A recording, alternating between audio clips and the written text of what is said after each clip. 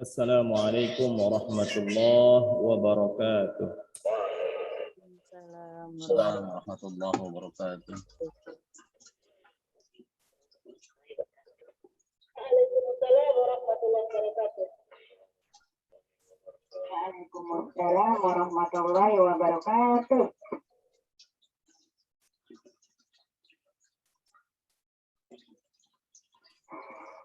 Bismillahirrahmanirrahim. Alhamdulillahi rabbil alamin. Allahumma salli ala sayyidina Muhammadin al-fatih lima ughliqa wal khatim lima sabaq nasiril haqqi bil haqq wal hadi ila siratikal mustaqim wa ala alihi haqqa qadrihi wa miqdarihi al-azim. ففهمناها سليمان وكلا آتينا حكما وعلما وسخرنا مع داود الجبال يسبحن والطير وكنا فاعلين يا حي يا قيوم يا رب موسى وهارون ويا رب إبراهيم ويا رب محمد عليه وعليهم الصلاة والسلام ألزمنا الفهم وارزقنا العلم والحكمة والعقل برحمتك يا أرحم الراحمين رب اشرح لي صدري ويسر لي أمري واحلل عقدة من لساني يفقه قولي واهد قلوبنا بحق سيدنا محمد. Segenap bapak-bapak, ibu-ibu jamaah Majelis Ta'lim Angkasa 56 di mana saja berada, baik yang ada di radio di dalam frekuensi 14183.0 maupun yang ada di Zoom meeting. Mudah-mudahan kita semua dalam keadaan sehat walafiat. Amin ya rabbal alamin. Amin ya rabbal alamin. Alhamdulillah, bersyukur kepada Allah Subhanahu wa taala kembali di kesempatan di Sayyidul Ayyam ini di hari Jumat. Masih di dalam pembelajaran ilmu tajwid yang sedikit demi sedikit kita pelajari pelan-pelan. Insya Allah akan menambah wawasan tentang keilmuan dalam tata cara membaca Al-Quran dengan baik. Satu sisi untuk tetap menjaga keutuhan bacaan Al-Quran itu sesuai dengan cara baca yang Allah Subhanahu wa ta'ala turunkan, dan juga sisi lain bahwa agar kita tetap mendapatkan nilai pahala yang besar, di antara salah satu hal kita wajib untuk menuntut ilmu, dan di antaranya mempelajari cara bacaan Al-Quran dengan bacaan yang baik adalah juga merupakan perintah Allah Subhanahu wa ta'ala. Maka dari itu, mari sama-sama kita belajar, saling sharing, mengingatkan bila mungkin ada kekurangan atau bahkan mungkin kesalahan di dalam tata cara kita membaca Al-Quran. Karena pun di antaranya di dalam sholat kita tidak lepas daripada membaca Al-Quran dengan baik dan benar. Bahkan diperintah untuk baik dan benar dalam bacaannya, agar tidak terjadi kesalahan makna arti sehingga menyebabkan di antara ibadah sholat kita menjadi tidak sah dan tidak diterima Allah Subhanahu wa ta'ala. Na'udzubillahi min dzalik. Baik, kita langsung kepada tambahan materi. Kita lanjut pada materi buku kita sampai halaman berapa?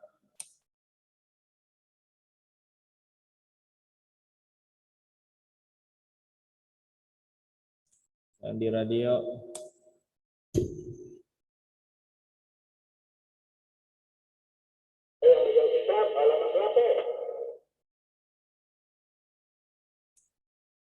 Baik, halaman 175. Halaman 175 kita masuk pembahasan tentang macam-macam wakaf ya. Macam-macam wakaf. Silakan dibuka bukunya.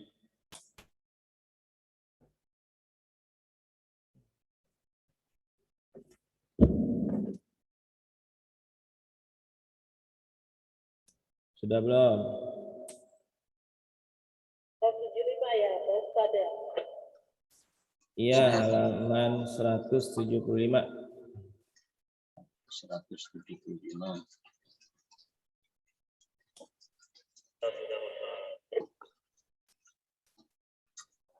Baik, kita masuk dalam bahasan tentang ilmu yang juga merupakan kelengkapan agar kita membaca Al-Quran dengan tartil.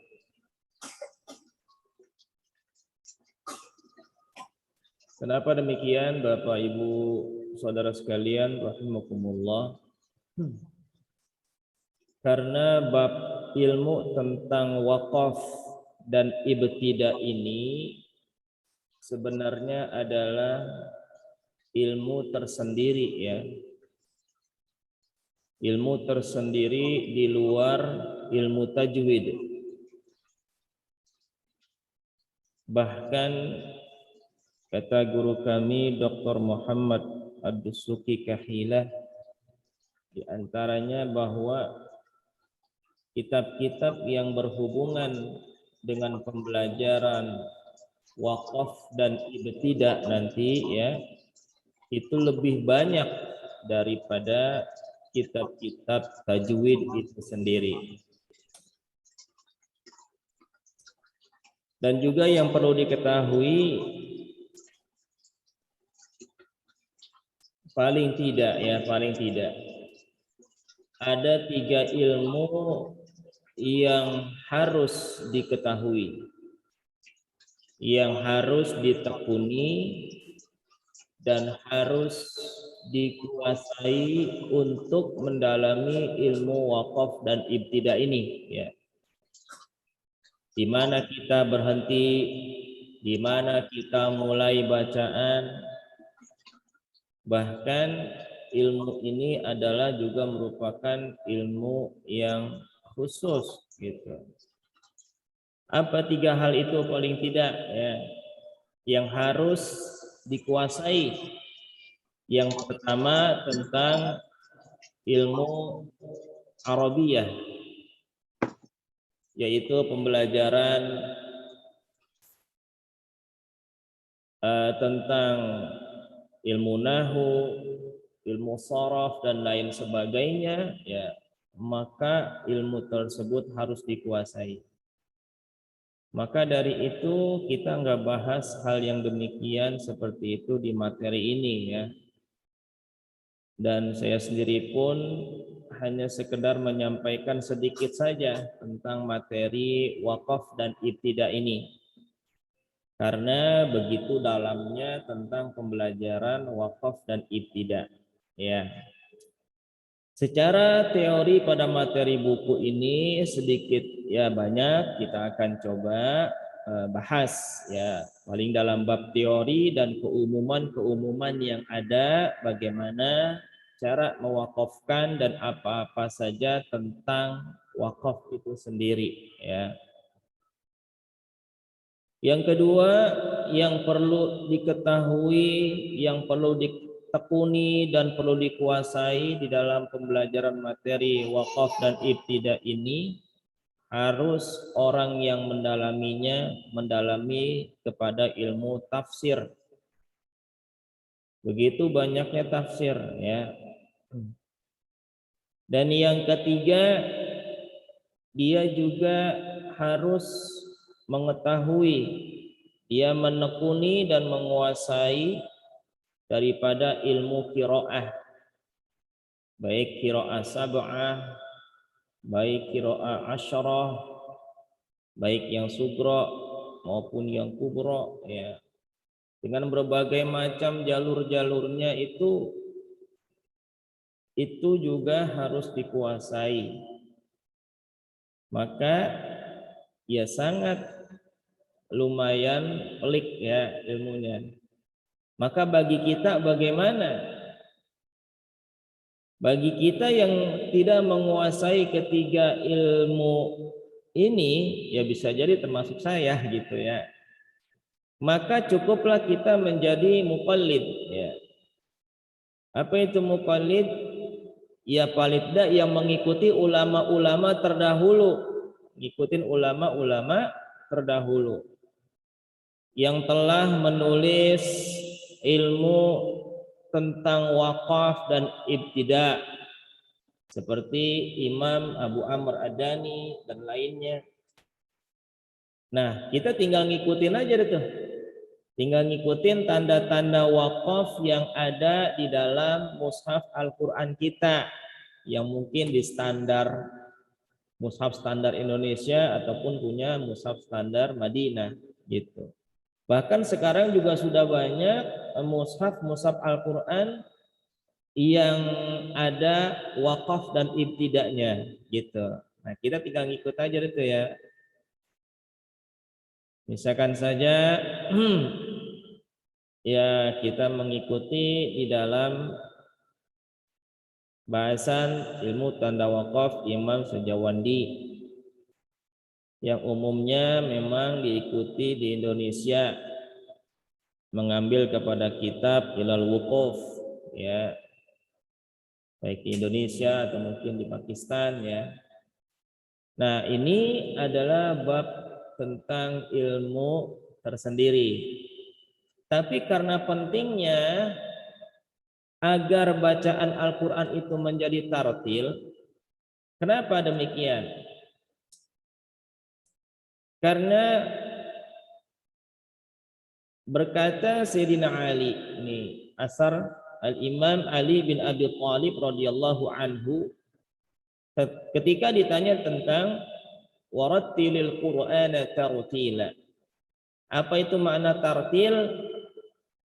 Maka Imam Ali bin Abi Thalib radhiyallahu anhu beliau menjawab, tajwidul huruf wa ma'rifatul wuquf, gitu ya. Jadi kalau kita ingin membaca Al-Quran dengan tartil, yang pertama adalah tajwidul huruf. Apa itu tajwidul huruf?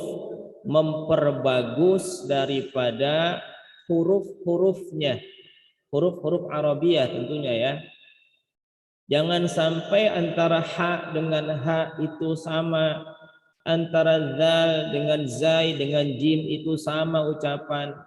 Karena umumnya kita asal tibang dengar doang, terus kita praktekkan tanpa ngaji lagi, tanpa talaki lagi, maka cuman hanya sekedar menyerap ukuran bacaan itu sesuai dengan lahja dialek kita, sehingga menerimanya asal aja gitu. Seperti masih banyak baca siratal ladzina an'amta gitu, siratal ladzina an'amta, ghairil maghdubi alaihim, maghdubi ya. Maka huruf-hurufnya enggak jelas. Maka untuk mendapatkan bacaan yang tartil, yang pertama harus belajar tentang huruf-huruf tersebut yang kita pelajari dan huruf-huruf hijaiyah ya. Dari hamzah sampai ya, dari alif sampai ya. Nah, itu tajwidul huruf. Kenapa? Karena setiap bacaan yang berubah daripada hurufnya tidak berdasarkan riwayat yang benar akan mengubah kepada makna arti yang seharusnya A bisa jadi B, C dan lain sebagainya. Gitu. Dan yang kedua, yang kedua adalah untuk mendapatkan makna tartil itu kata Imam Ali adalah wa ma'rifatul wukuf, yaitu mengetahui tempat-tempat berhentinya, mengetahui tempat-tempat berhentinya. Jadi secara tidak langsung ya kita disuruh belajar bahwa apa yang kita baca itu paham makna artinya. Paham makna artinya gitu. Ya bagaimana kita mau berhenti di tempat yang benar kalau sekiranya kita nggak ngerti, nggak paham. Bagaimana kita mau memulai di tempat yang benar kalau kita nggak juga paham makna artinya. Maka dari itulah bila kita mungkin tidak mengetahui hal yang demikian, ya kita udah jadi mufalid saja, ngikutin ya. Ngikut saja udah dengan ulama-ulama yang terdahulu yang sudah banyak berjasa menulis tentang ilmu wakaf dan ibtida gitu ya. Makanya bahasan ini adalah bahasan yang juga butuh perhatian. Makanya dimasukkan dalam tentang bahasan ilmu tajwid karena sangat berkaitan. Walaupun wakaf dan ibtida ini adalah ilmu tersendiri di luar daripada ilmu tajwid. Mudah-mudahan bisa dipahami.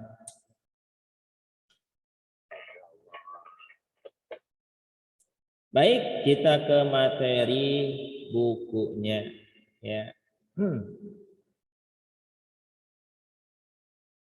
Pada bab ini kita akan membahas seluk-beluk wakaf dan pembagiannya. Wakaf secara sederhana dapat diartikan sebagai penghentian bacaan Al-Quran karena sebab-sebab tertentu. Lawannya wakaf ialah wasol. Lawannya wakaf berhenti ialah wasol. Wasol itu nerusin ya, artinya menyambung bacaan. Kalau wakaf berhenti, wasol lanjut gitu ya. Seperti itu. Nah, juga dasar hukum permasalahan wakaf dan ibtida ini diantaranya adalah riwayat dari Ummu Salamah radhiyallahu anha. Dari riwayat Imam At-Tirmizi, sesungguhnya Rasulullah Shallallahu Alaihi Wasallam biasa wakaf di akhir-akhir ayat. Rasul Shallallahu Alaihi Wasallam membaca Bismillahirrahmanirrahim, kemudian berhenti namanya wakaf dan mengambil nafas, terus ngelanjutin lagi bacaannya. Alhamdulillahi Rabbil Alamin, berhenti lagi, ambil nafas. Begitu seterusnya, tiap-tiap ayat berhenti, ambil nafas. Nah, itu namanya wakaf ya, namanya wakaf. Karena nanti juga akan ada bahasan di buku ini ya, setelah bahasan macam-macam wakaf. Apa sih, ada yang disebut wakaf, ada yang disebut sakta, ada yang disebut kotok. Itu sama-sama berhenti juga, cuman pemahaman dalam prakteknya yang berbeda. Sama-sama berhenti, cuman modelnya beda-beda. Nah gitu, nanti insya Allah ketemu di bahasannya. Baik, jadi maka disunahkan ketika kita di dalam sholat terutama yang fardu ya, sholat fardu, ketika kita baca surah Al-Fatihah, agar kita baca ayat bil ayat, satu ayat gitu. Bismillahirrahmanirrahim. Berhenti, terus nafas. Dan nafasnya juga cuma 1 kali nafas gitu. Terus lanjutin lagi. Karena kalau dalam bahasan fikih itu nanti kan ada syarat sahnya bacaan suratul Fatihah. Di antaranya jangan berhenti panjang. Ya. Nah, di antaranya ketika berhenti panjang juga termasuk kalau kita ngambil nafas sampai 2 kali, ya, itu juga tidak diperkenankan dalam bacaan Al-Fatihah. Misalkan gini, Bismillahirrahmanirrahim. Ambil apa? Dibuang, ngambil nafas lagi. Nah, sampai 2 kali seperti itu, nah itu nanti juga bisa bermasalah dalam bab permasalahan syarat sahnya bacaan surah Al-Fatihah. Nah, itu kan saling berkaitan kalau begitu antara bacaan dengan diantaranya ilmu fikih agar kita juga paham praktek dalam satu kegiatan ibadah, contohnya sholat tadi, dengan rangkaian-rangkaian ilmu-ilmu yang harus kita pelajari. Ilmu tauhidnya, ilmu tajwidnya, ilmu fikihnya, tasawufnya, dan ilmu-ilmu yang lainnya. Karena itu akan saling berkaitan. Ya, baik. Jadi seperti itu. Itu sunnahnya ketika kita dalam posisi sholat fardu, kita membaca Al-Fatihah 1 ayat nafas, 1 ayat nafas. Seperti itu ya. Tinggal sama-sama nanti dipraktekkan. Bagaimana kalau sekiranya dibaca Al-Fatihahnya disambung? Ya, misalkan saja Bismillahirrahmanirrahim. Alhamdulillahi Rabbil Alamin Ar-Rahmanir Rahim Maliki Yaumiddin. Ya, kalau dalam sholat fardu ya sah-sah saja, cuma tidak mengikuti sunnah seperti itu. Jadi enakan tambah nilai pahalanya dengan sunnah, 1 ayat nafas, berhenti gitu ya, berhenti nafas, 1 ayat berhenti nafas, dan seterusnya. Nanti bila ada pertanyaan ya silakan dipertanyakan dalam session pertanyaan insya Allah. Kita lanjut materi bukunya. Waqaf menurut bahasa ialah al-habs. Ya. Waqaf menurut bahasa ada yang mengatakan al-habs, artinya menahan, ada yang mengatakan al-kaf, al-man', artinya menahan atau melarang ya.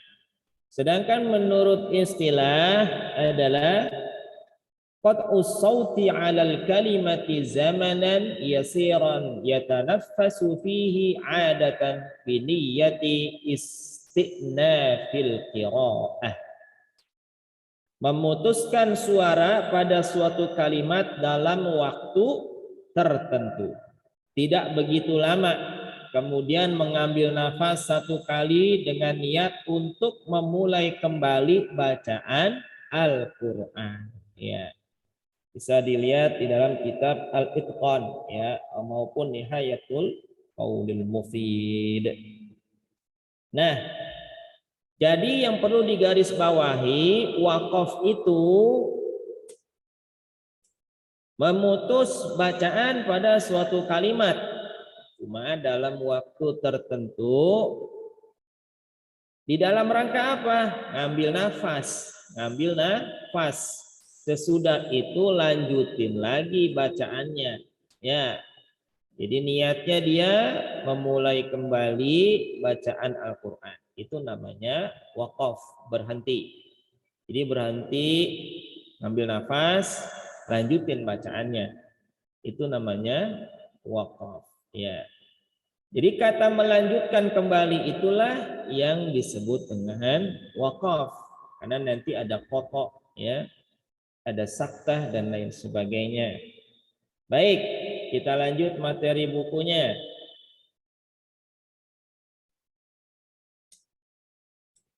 Dilihat dari sebabnya, secara umum wakaf terbagi menjadi 4 bagian.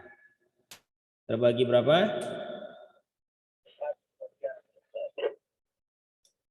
Terbagi menjadi 4 bagian. Yang pertama ada yang disebut wakaf idtirari. Wakaf idtirari. Ya, ini namanya pembagian ya. Nanti hukumnya perlu diketahui. Yang kedua ada wakaf intidhari.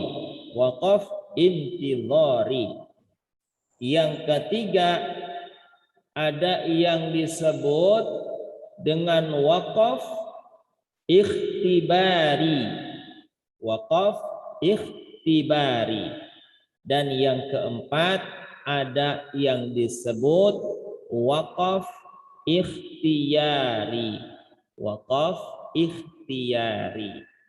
Oke, dikit-dikit kita bahas. Sedikit-sedikit kita bahas.